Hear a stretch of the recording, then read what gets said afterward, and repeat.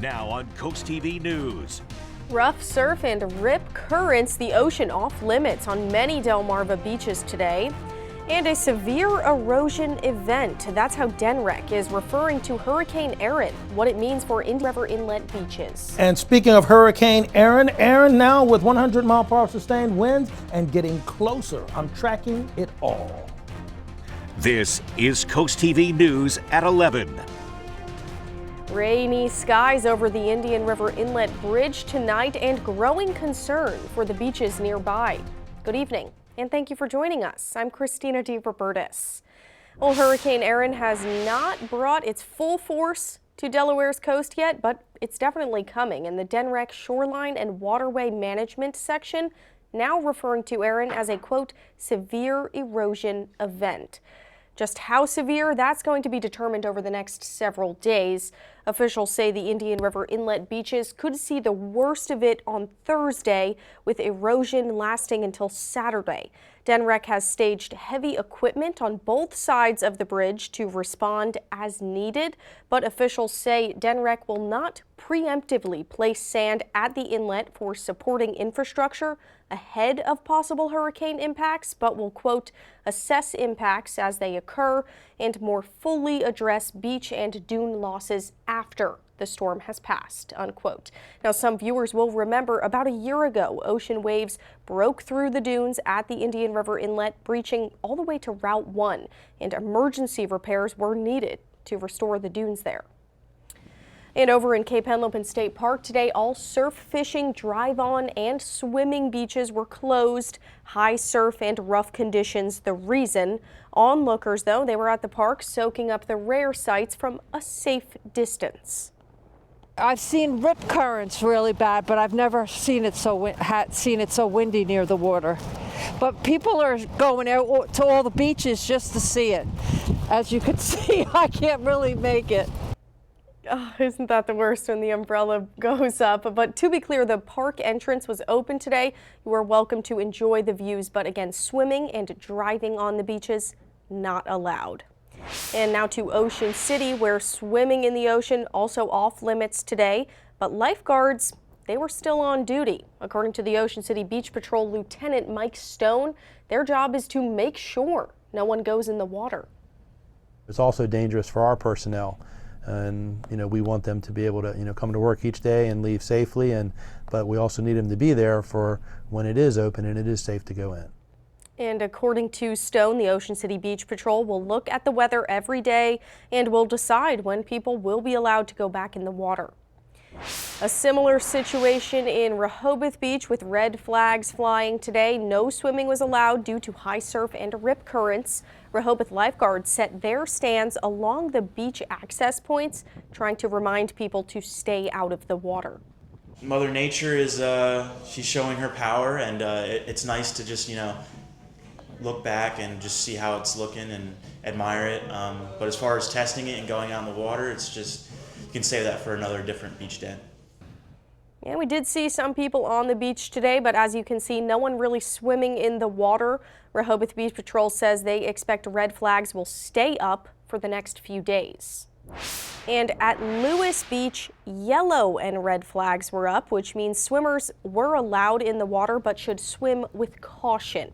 The Lewis Beach Patrol says that's because they're on the bay, they're not on the ocean, so rip currents are not as threatening.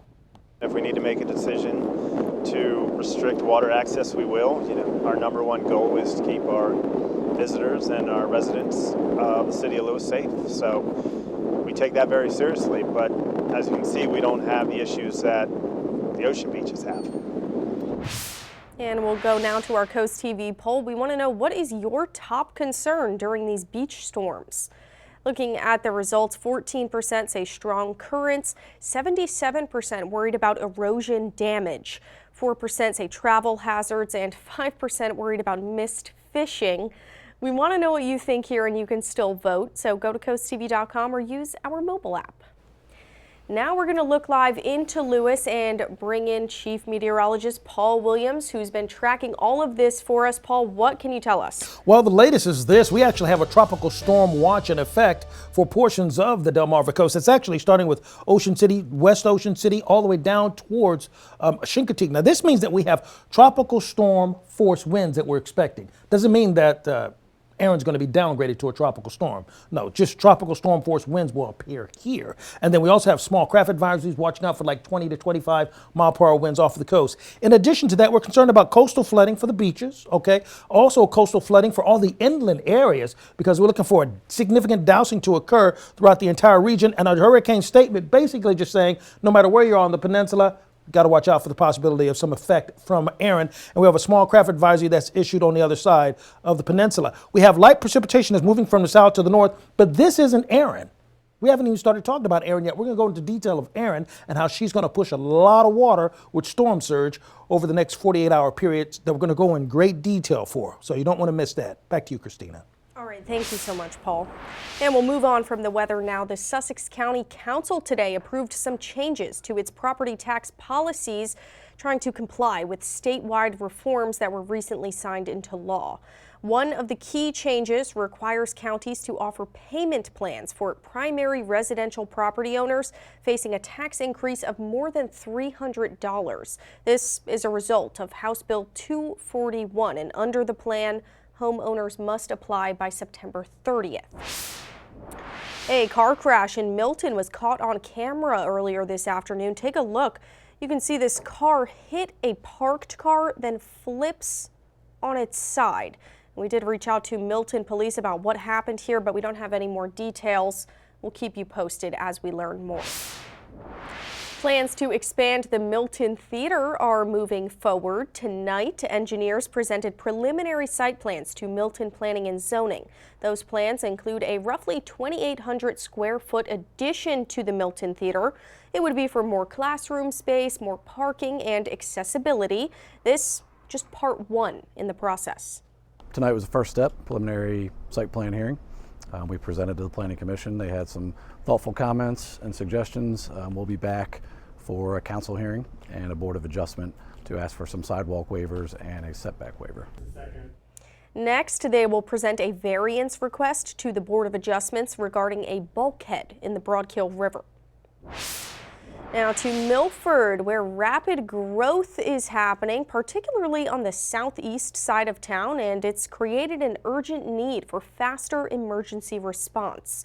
Now the Carlisle Fire Company is hoping to address that by using an existing building for a new substation on Cedar Beach Road by early next year.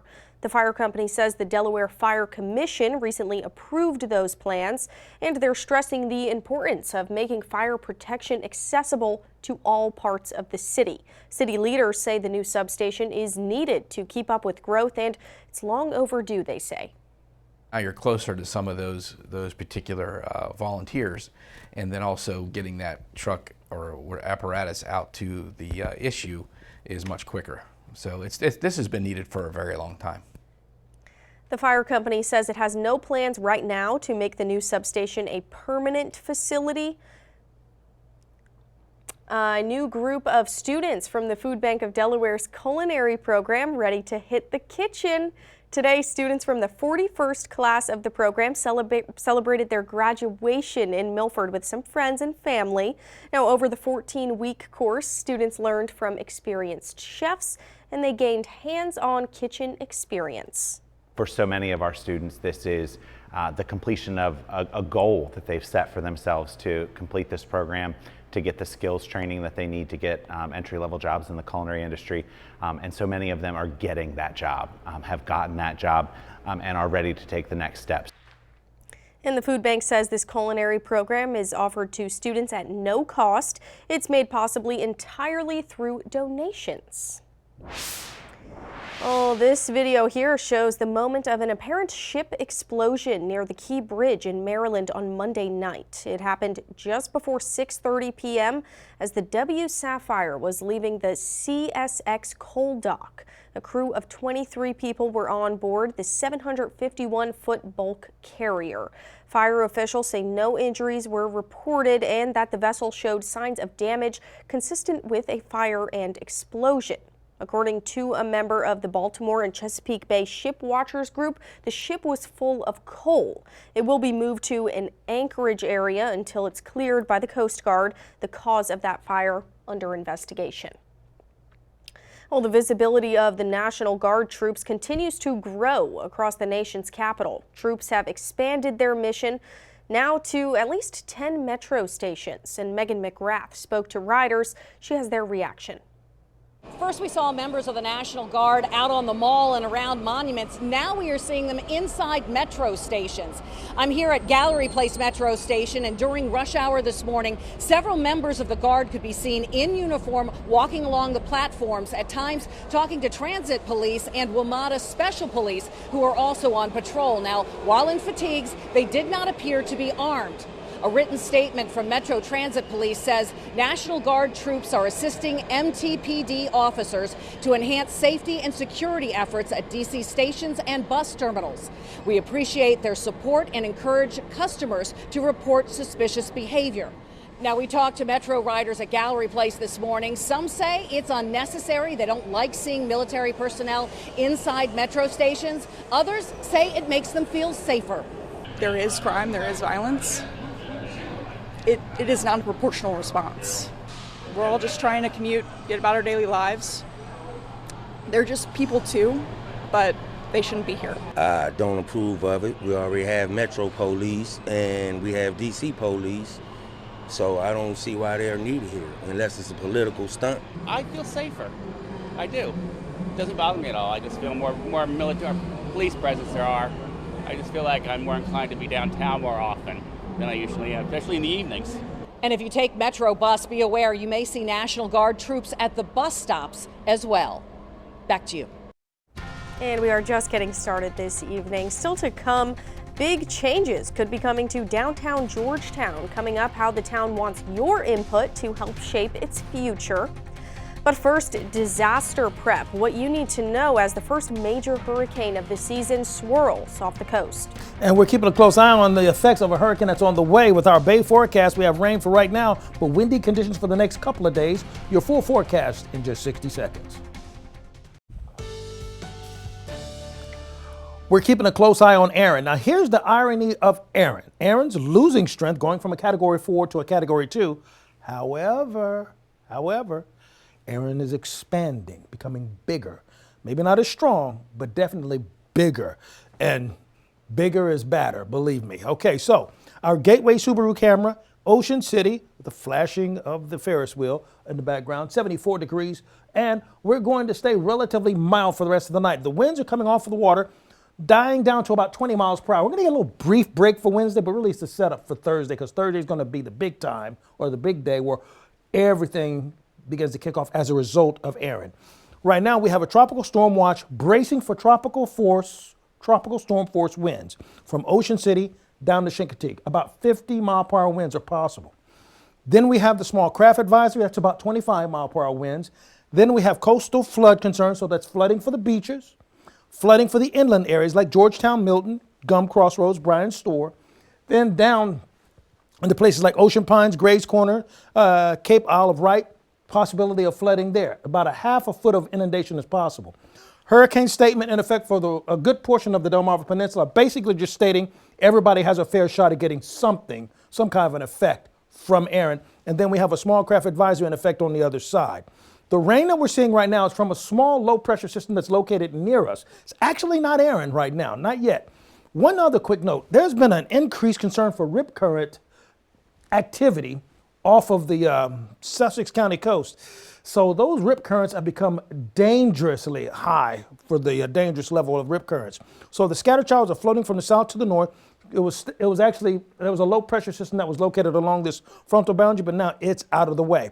Here's where Erin is right now, still far away from us. Here's Florida, Miami, but Erin is now moving more towards the northwest, and Erin is becoming more organized, okay? 100-mile-per-hour wind, so it's about 5 miles per hour less, but it's still a Category 2 and stay a Category 2 as it brushes by North Carolina, where they have mandatory evacuations there, and then it's going to carry out to deeper water where it'll eventually die out when it gets into colder water, because cold water cools things off. But even the closest it's going to get is about 250 miles from us, and with that much distance, because it's so big, it's going to cause some complications for us. For example, that windshield, see, it's going to be moving out towards us, but even though it's not directly on us, here's what it's going to affect. The surge and a good deal of waves. We're looking at possibly 8 feet. Where you see orange, we're looking at 8-foot surge, Dewey Beach, Bottom Hills. That's for Thursday. And then from Ocean View all the way down to Chincoteague, you'll see that we're looking at it possibly going up to as much as 12 feet in some cases. And then going through Friday, we anticipate that it's going to cause even more problems as far as the effect that it's going to have on our weather. So with that in mind, we will continue to keep track of what's happening with this storm as it continues to get stronger and get a little bit closer to us. Then finally, as you take a look at our 7-day forecast, be mindful of the dangerous swells and the rip currents. All right, got it. Thank you, Paul. And as Hurricane Erin is churning up some life-threatening rip currents and dangerous surf along much of the U.S. East Coast, she'll soon send destructive waves, also storm surge, to North Carolina's Outer Banks. As Ivan Rodriguez reports, it's an important reminder for everyone to stay prepared. The impact of Hurricane Erin is already being felt on U.S. coastlines. Around 90 rip current rescues were conducted in North Carolina Monday. In New Jersey, weather conditions are worsening. We have a rip current warning, we have rough surf warning, we have storm warning, and conditions are bad. Although Erin isn't forecast to make landfall, the strength of the storm serves as a reminder to prepare. We always say when we talk about hurricanes, for example, don't wait until the storm warnings have been issued. It's too late. Part of being prepared is building a kit of emergency supplies. The toolkit doesn't need to be complex, but it should have specific things in there. That includes medicine, critical documents, tools, at least a 3-day supply of food, as well as a hygiene and sanitation kit, according to FEMA. Mark Friedlander says another crucial piece is insurance. Insurance is all about financial protection. So it's not just property insurance for your home, your condo, or your renter's policy if you're an apartment renter, but it's flood coverage. Flooding isn't often covered in standard home insurance plans, so it's important to check your policy. Other ways to prepare your home before a storm include testing your shutters and securing your outdoor space. The goal is to create a behavior to be prepared, not a reaction. In Atlanta, I'm Ivan Rodriguez. Coming up next, the coastal cleanup is back. You can help Delaware's coast keep clean when volunteers hit the beaches, how you can join in. The 38th annual Delaware Coastal Cleanup is coming up on Saturday, September 13th. It's from 9 a.m. to noon, according to DENREC. Volunteers at 45 cleanup spots across the state will help clean up the Delaware beaches, also waterways and natural areas. Supplies like gloves and trash bags will be provided, and the registration deadline is Wednesday, August 28th. Downtown Georgetown could soon be getting a new look. The town updating its downtown development district plan. That means new incentives to bring in some businesses, create jobs, and improve public spaces. Public meetings are being planned, giving residents the chance to share their ideas on the future of Georgetown. We'll let you know when those meetings are happening. And the Indian River School District is stepping up safety at 2 high schools. The school district says starting in the 2025-2026 school year, Indian River and Sussex Central High Schools will use new open gate weapons detection systems. Every student will pass through them each morning, and anyone found with prohibited items could face school and legal consequences. Students should also expect to remove large electronics like Chromebooks and metal water bottles before entering. A roadway redesign is underway in Salisbury. Crews expected to be hard at work this week along Carroll Street. The work is taking place between the intersections of Route 13 and Circle Avenue. Once milling work is complete, city officials say there will be 2 lanes in each direction. better directional and pedestrian markings, along with designated bike lanes. We spoke with some drivers who say the upgrades are needed, but they're worried about the delays that will come with it. This will be a hassle. It's going to be very hectic, especially in the morning time. Yeah, people going for work. I think it's going to cause a lot of delays, but if they redesign it and they make it a little better, a little wider, maybe a little designated shoulder, even if it's not too big, would be very helpful for people who regularly go on it. And Salisbury City officials say drivers should expect delays this week. Flaggers are expected to be out there from 8 a.m. to 5 p.m. daily to help direct traffic through the work. Coming up in sports tonight, NBA star John Wall calls it a career, and the Phillies rally late to skate past the Mariners. This is Coast TV News at 11. People in the U.S. can now get Ozempic for half the price if they pay in cash. Novo Nordisk, the maker of the diabetes drug, announced Monday that U.S. patients can now get a month's supply for just under $500. It typically carries a list price of around $1,000 a month. That deal is for people who pay medications on their own and don't go through insurance. The move comes as President Trump is pressuring drug makers to lower drug costs. The FDA is warning consumers not to eat certain shrimp sold by Walmart because of possible radioactive contamination. There are 3 lots of Great Value brand raw frozen shrimp. It's been sold in 13 states. All 3 have a best buy date of March 15th, 2027. Consumers should just throw them out. Repeated low dose exposure to cesium-137 can elevate cancer risk. Well, for the first time this flu season, many Americans will have the option to give themselves the flu shot. Flu Mist is now approved by the U.S. Food and Drug Administration for use at home. It also can be ordered online. And in tonight's Health Minute, Mandy Gaither has more on how this new vaccine works. It's the only nasal spray flu vaccine in the U.S. FDA approved for use at home. Flu Mist Home can be self-administered by adults under 50 and can be given to children as young as 2.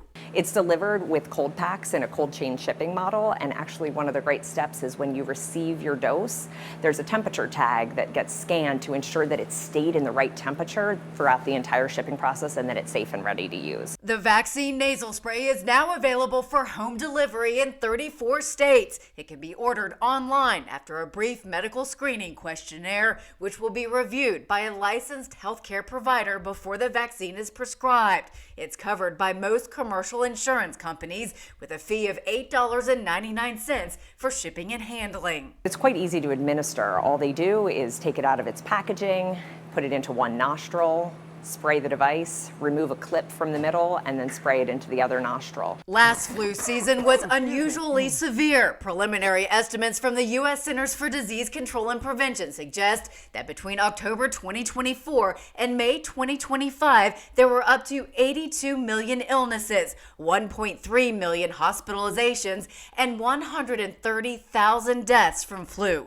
At the same time, the CDC says less than half of kids and adults in the U.S. had gotten an annual flu vaccine. Knowing that they can bring Flu Mist home right into their home and vaccinate on their schedule, the time they want, no waiting in line, makes it very manageable. For Health Minute, I'm Mandy Gaither. The Delmarva Sports Network from the Wawa Studios. Good evening, everyone. Hope you're enjoying your Tuesday night. Let's get right into it with your Sports Nightly Report. Great and former #1 overall pick John Wall called it a career officially on Tuesday. Wall was the #1 overall draft pick out of Kentucky for the Washington Wizards in 2010. Wall finished in second place in Rookie of the Year voting behind Blake Griffin, but that would be the start of a franchise turn for the Wizards. In Wall's 9 seasons with the Wiz, the team made the playoffs 4 times, making the second round twice. Wall's best season with Washington by far came in the 2016-17 season.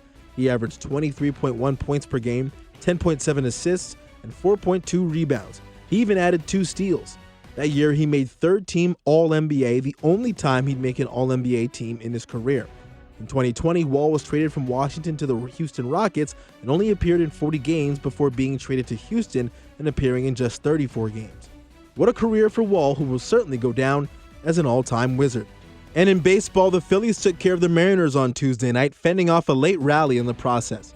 Christopher Sanchez struck out 12, and the Titans got homers from Kyle Schwarber, Bryson Stott, and JT Realmuto in a 6-4 win. The Phillies led 4-1 in the 7th, and the Mariners rallied to tie the game at 4, but Realmuto's go-ahead shot in the 8th gave the Phillies the lead for good. That'll do it for sports. Thank you for watching, and have a great night.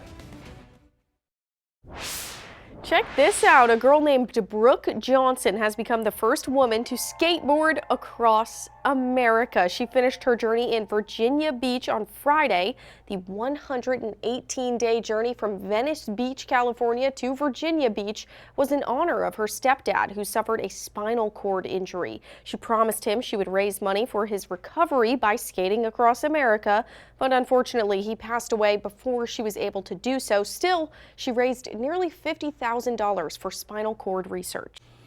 So our umbrella giveaway winner is Barry Thompson of Selbyville. Congratulations, courtesy of Paul Davis Restoration and Home Remodeling. By the way, we're continuing to keep you updated on the whereabouts and movement and twists and turns of Erin on our weather line. Simply give us a call at 443-880-9100. Your forecast is just a call away. Sponsored by the law offices of Bruxted, Mendalis, and Federico. Finally, here's a look at your exclusive 10-day forecast. Listen, we're going to look for dangerous swells and rip currents to really kick in for us on Thursday, a little bit on Wednesday, but to be honest, Thursday is going to be the D-Day, so to speak. We're expecting things to really tank for us, but they should straighten back up just in time for you to enjoy your weekend. Saturday and Sunday, temperatures in the low 80s, so you'll get your beach time back. You're just going to have to be patient. Well, that's good. Thank you, Paul, and thanks to you for joining us for Coast TV News at 11. You can find some more local news and local weather on our Coast TV News app. The Tonight Show starring Jimmy Fallon's up next, and we'll see you tomorrow for Coast TV News at 5 a.m.